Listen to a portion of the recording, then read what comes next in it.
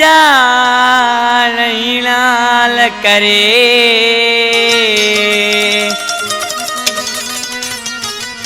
रोई गोड़ा रत जा नहीं ना हाल करे चौस न सुड का बरे मकलिय में आचार जाकड़ो चवे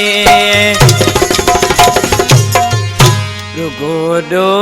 मोते सजन तू न दे वनी चौस पैजे नसीबल के चे वनी चौस पैजे नसीबल के चे रुगोडो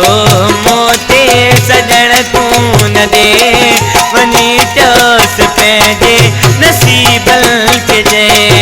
वनी चौस पैजे नसीबल के चे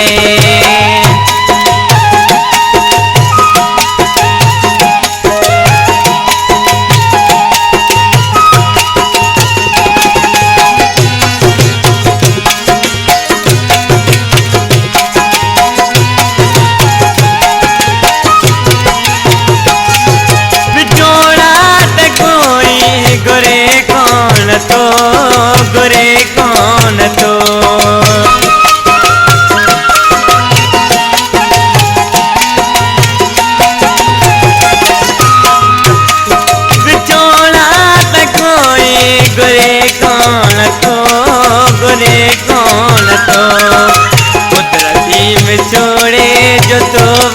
लगे वनी चौस पैजे नसीब के चे वनी चौस पैजे नसीब के चे रुको जो मोते सजन तू न दे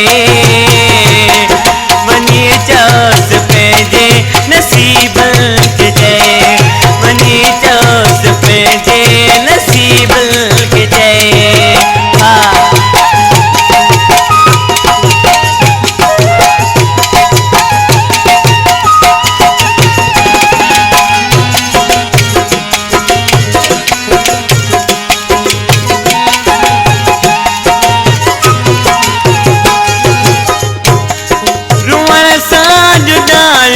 वजन कौन तू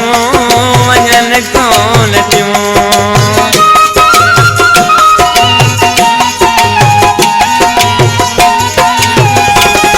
रुअण साज दायो वजन कौन तू वजन कौन तू रोते न मायो से डोरे वनी चौस पैजे नसीब के जे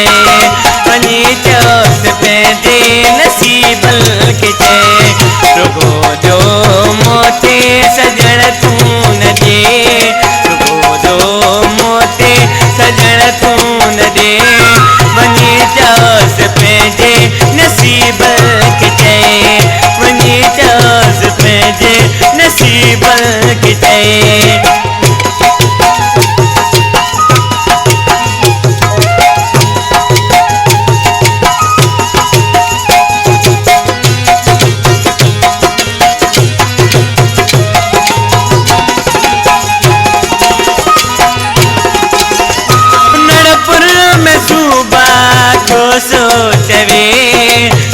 सोचवे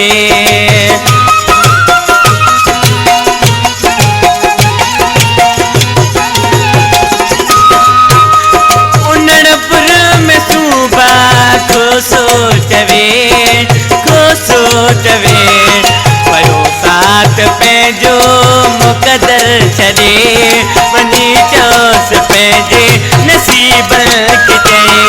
वनी चौस पैजे नसीब के चे रुगो दो मोते सजन तू न दे रुगो दो मोते सजन तू न दे वनी चौस पैजे नसीब के चे वनी चौस पैजे नसीब के चे